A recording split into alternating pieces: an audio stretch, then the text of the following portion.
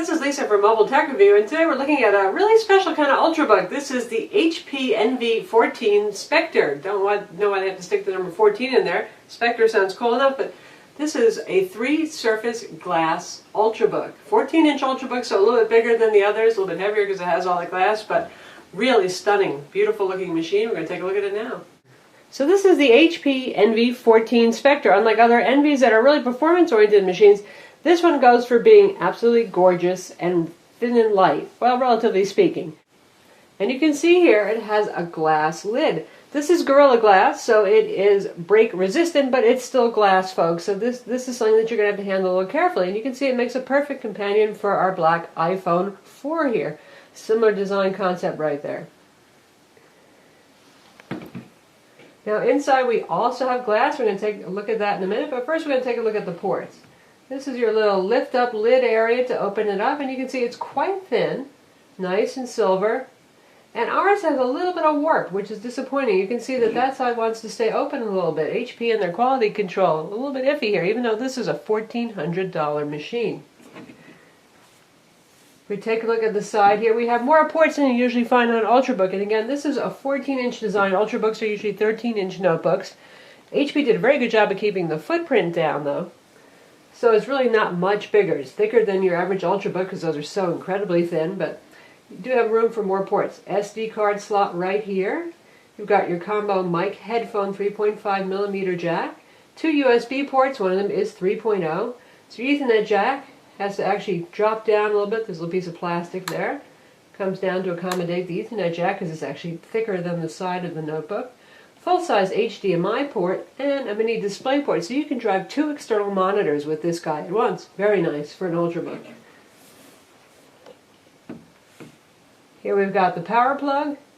This is your Beats audio button that brings up Beats audio settings, and the rotary wheel that we saw on the new NV15 as well. So you've got a rotary analog controller for your volume there, and you've got a mute button right there. Along the back, 2 hinges, reasonably well designed, and it says Hewlett-Packard there in pretty letters. So, other than the fact that there's that little bit of warp there, otherwise very good fit and finish on the machine, very high-end, classy looking. And again, this is a machine that really caters towards looks rather than performance. If we take a look at the bottom, it's designed a lot, again, like the NV15. Set of latches here to release this cover, and what you see inside is the battery. It's not a user-replaceable battery in terms of something that has a simple socket connection. You actually have to undo a lot of screws, so HP doesn't call this everyday user-replaceable. We've got some air vents over here, and there's no obvious way to take off this secondary panel up here to access, say, the RAM and all that kind of thing. Now, HP says it has a DIMM slot. We hope that's true, so in theory it could be upgradable maybe to 8 gigs of RAM. It comes with 4 gigs like all Ultrabooks out of the box, and it has an SSD drive. And here we've taken off that cover so you can see this is the battery here. This giant panel is the 4-cell battery, and these are 2 stereo speakers right here for your Beats audio. So no 5.1 like you get into bigger NVs, but still has Beats audio, still incredibly loud, and we'll let you listen to that soon. So how does this compare to the HP Folio 13, which is HP's more traditional Ultrabook? You see the footprint is pretty much identical, so that's pretty neat. You're moving up to 14 inches in terms of display size without really adding on anything in terms of your footprint. And you can see when it comes to thickness, the Folio 13 is thinner, but it's not really by just anything but a hair. Now, the Folio 13 is not one of the thinnest Ultrabooks. In fact, it's one of the thicker ones, but still, that's pretty cool. The one place you are giving up that Ultrabook portability is in weight. Glass is heavy, right? So this guy weighs a pound more than 13-inch Ultrabooks. It weighs 4 pounds versus the 3-pound average for 13-inch Ultrabooks. Now we have the Folio 13 open on the left and the NV Spectre on the right. Now the NV Spectre has a higher resolution 1600 by 900 display. That's up from the usual 1366 by 768 that we see on 13-inch Ultrabooks. And since you do have a bit bigger display, that resolution is more usable without having teeny tiny type. So you can see the overall look difference here. This is really nice looking, and it's kind of definitely a MacBook Pro derivative look, but very clean, very nice. And this is your more, well, everyday kind of HP look on the inside, kind of from the Pavilion line. So that's the difference on the look inside. Now, neither of these displays is sadly very bright. the folio is pretty darn dim, and even though this has a lovely IPS or radiance display as HP calls it, this is maximum brightness right now, and we're talking not super duper bright, but that's what HP does to squeeze out the supposed 9¼ hours of battery life, just like the Folio 13 is supposed to have. And now, just for size comparison's sake, we have the NV15 here, which is 15.6-inch display, just regular old Nero black, as they call it, matte black painted finish. And we've got the NV14 Spectre right here, so you can see definite size difference. So the NV15 manages to be pretty darn slim for a 15-inch powerhouse notebook. It is, of course, thicker by a good bit. And now we've got the NV Spectre 14 there on the left and the NV15 on the right. Obvious big size difference there again, but you can see the shared design aesthetic. Both of them are kind of MacBook Pro-like, but you've got glass here on the trackpad area. This is, or wrist area rather, this is Gorilla Glass again. You can see the difference in the screen brightness too. The NV15 gets a lot brighter because they're not trying to squeeze maximum portable battery life out of that guy. While the NV15 has a little inset drop keyboard with the red line, this guy is flush and flat. Kind of remind me a little bit actually of the Sony Vaio Z kind of design. But there they are side by side to give you the idea. They both have backlit keyboards, obviously.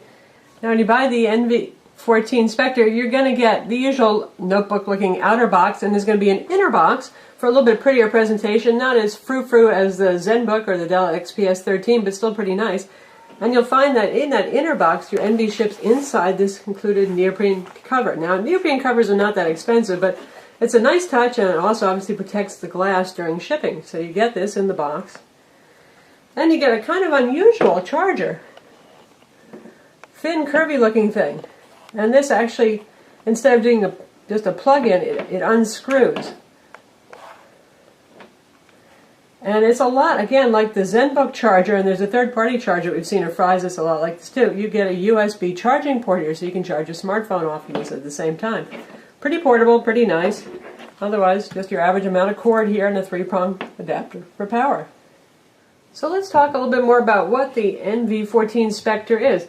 This is your upscale Ultrabook, basically, and it gives you a little bit more breathing room in terms of your keyboard space, your work area, again, the ports, that kind of thing, and you get all the premium surfaces. You get 3 surfaces of Gorilla Glass. You've got it here, a little raised edge here of Gorilla Glass. The display is also edge-to-edge Gorilla Glass, looks pretty cool, and obviously the lid is Gorilla Glass.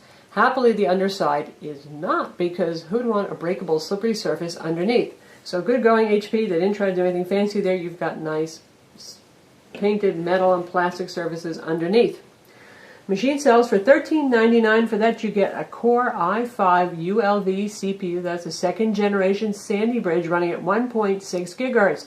That's the same CPU you'll find in all of the Ultrabooks that sell for around $1,000. So again, you're paying the price premium for the materials, for the fancy glass, that kind of thing.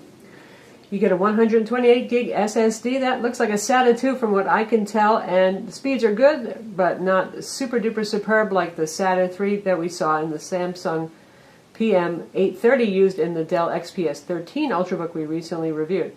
4 gigs of RAM, as I mentioned. HP refers to it as a DIMM, but we haven't been able to figure out how you tear this bad boy open to actually access it to see if it's a regular DIMM slot. Most Ultrabooks have the memory soldered on the motherboard permanently because the motherboards are, well, so darn teeny on these things. They don't have a lot of room for upgradability.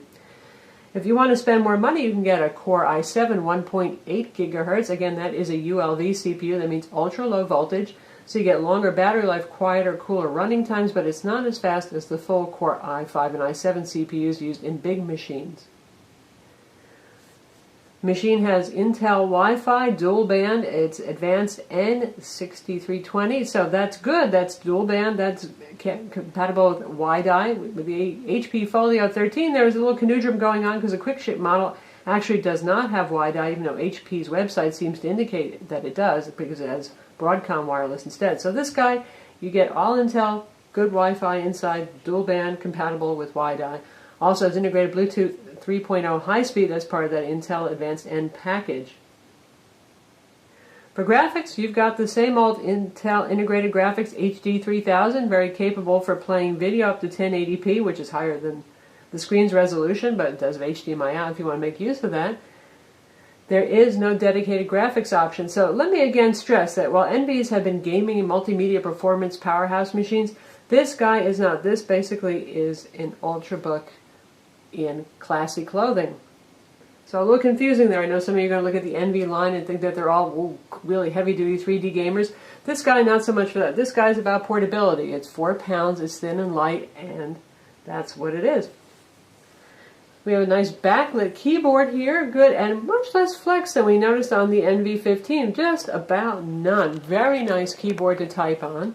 Backlight is adjustable here. There's a button for on and off. And it goes off in a gradual, kind of cool manner. It doesn't do the staircasing effect like the NV15, but still looks neat. And there's a little red IR light that you'll occasionally see popping up here instead of the dual red LED IR lights that we have on the NV15, and that's to sense if you're there. So it knows if you've been away for a while, it's going to turn off that keyboard backlight. Save a little power. All the multimedia control keys for your brightness, the keyboard backlighting, multimedia playback and stuff. You don't have to hit the FN key first to activate those. And we've got the wireless on-off button here, which always has a little light on, turns amber if you turn wireless off, just a little indicator to help you figure that out in case you're wondering where'd your wireless go. Well, you probably accidentally hit the wireless key there. Trackpad is, well, typical NV trackpad. It's a buttonless kind of thing, but it has a really nice feel to it. It's smooth, yet there's a little bit of resistance, and I'm liking it pretty well. HP's finally getting somewhere with their Synaptic touchpads, and this one's been enjoyable so far. Again, your volume controls and your Beats audio controls are off on the side, and there's a rotary analog controller, which makes it a lot easier. Say you're inside of a video playback or game, lightweight game, not super heavy-duty 3D game, and you've got quick access thanks to that rotary controller. Liking that quite a bit. Sound on this with the Beats audio is good. It's incredibly loud for a 14-inch Ultrabookish kind of machine. A little heavy and muddy on the bass, which is something that you know is a little typical of Beats audio, but the NV15 has really clear 6-speaker audio, and really it didn't seem as bass heavy as this guy does. But hey, for an Ultrabook, really pretty awesome sound. You can always use the EQ and tone down that bass a little if it bothers you. As we mentioned, this is a Radiance display, which is HP speak for IPS, and it's a very nice display, and yes, it does have cooler reds than the NV15. For those of you who didn't like the warm orangey reds on the NV15, our only complaint again is the lack of brightness. For a machine this expensive, I would really like to see more brightness out of this otherwise lovely, sharp, colorful, contrasty, wide viewing angle display. HP really wants to tout the fact that it has 9-hour battery life, and therefore they're limiting the brightness on the panel, but gee, they should at least give you the option to crank it up if you want to and say, okay, I'm really maxing out the brightness because I can live without having that really amazing battery life. The machine runs very cool and very quiet. You don't hear the fan now because, well, it's not running at all. Very impressive, especially for those who are bothered by the kind of loud fan on the Dell XPS 13 we recently reviewed. And CPU temps, when you're doing light workload stuff, hover around 45 to 50 degrees centigrade. 100 is the maximum, and that's relatively quite cool. Even if it's working pretty hard, it still runs fairly cool. It's pretty hard to get this guy to break 60 unless you're trying to do something like play Left 4 Dead 2 on it, which it is capable of doing, since Left 4 Dead 2 scales nicely down to Intel integrated graphics. Crysis 2, if you watch our Dell XPS 13 gaming video, you get the idea. These are all running on the same hardware platform. You're going to get the same performance from all of them when it comes to 3D gaming. That includes the MacBook Air. They're not really geared for something like Crysis 2. Even Mass Effect 2 is a bit of a strain, but some games that are really designed to work on integrated graphics, well, you can do that.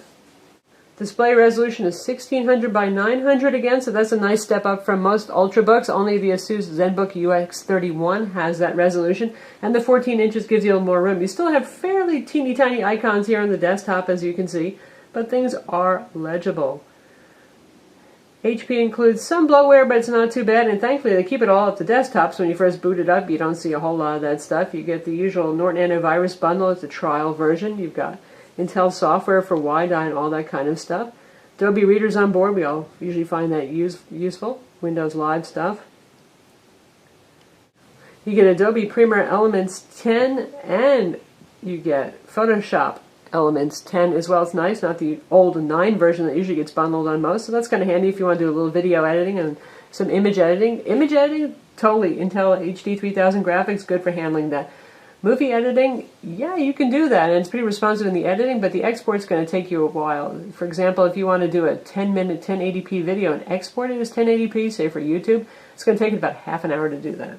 Ultrabooks are more than capable of handling MS Office. Again, if you want to use something like Adobe Photoshop CS5, it's going to work just fine, and YouTube too. Let's check out some 1080p video here and see how it does.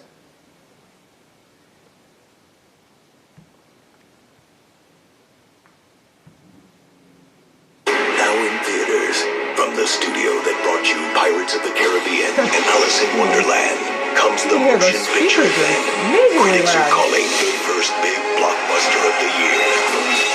Now we're at half volume, and that's now playing. Yeah, loud and plenty of bass there. So that was YouTube and Adobe Flash Playback, and now we're going to check out Netflix. And you can see the Netflix red looks red there. We're meddlesome. Now we'll switch over to full screen. We're not telling people what to think. We're just trying to show them how. She's dreaming.